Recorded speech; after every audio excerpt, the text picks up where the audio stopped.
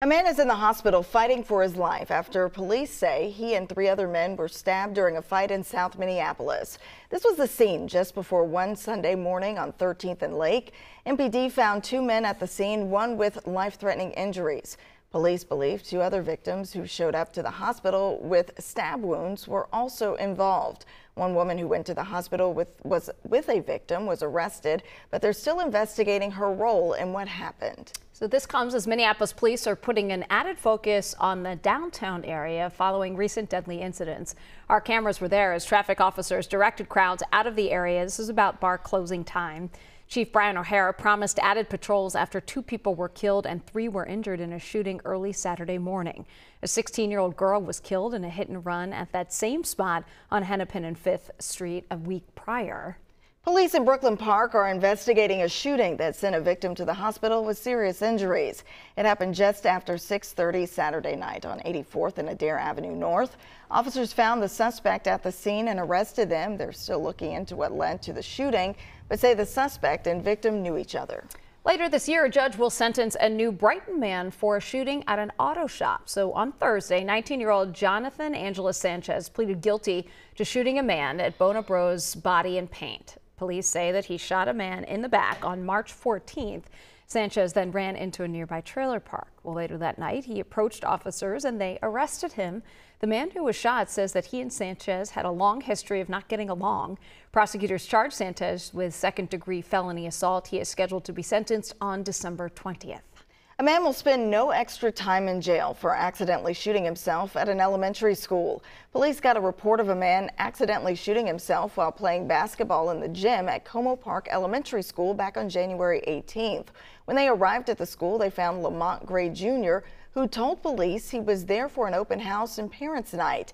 He said he brought a gun and secured it in his waistband, but when he pulled his pants up at one point, the gun fired and hit him in the leg. A judge sentenced him to no additional time after already serving 2 days with 2 years of unsupervised probation. Police in Birmingham, Alabama are searching for the gunman who opened fire on a group of people.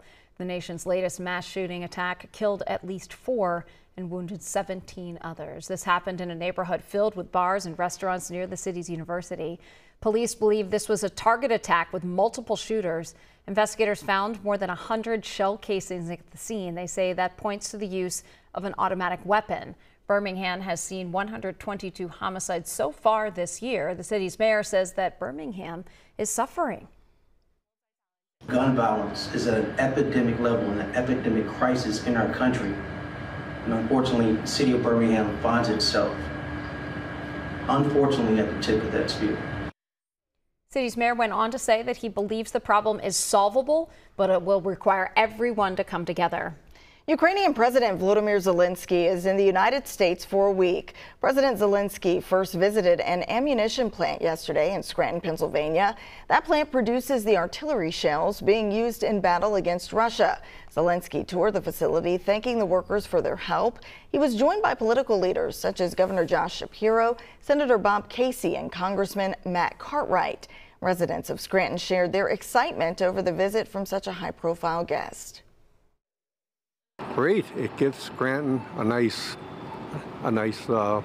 atmosphere, I should say.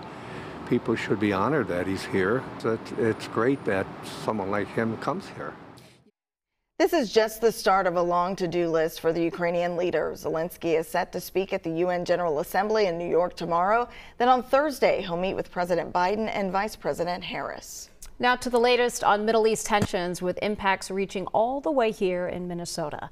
Israel and Hezbollah continue to trade blows amid growing fears of an all-out war. So Hezbollah is an Iranian-backed political and paramilitary group. It's based in Lebanon, just right on Israel's northern border. They began firing rockets into Israel the day after the militant group Hamas carried out its October 7th attacks. In recent weeks, though, Israel has pummeled Hezbollah with airstrikes. Israel is also thought to be behind a wave of pager and walkie-talkie explosions.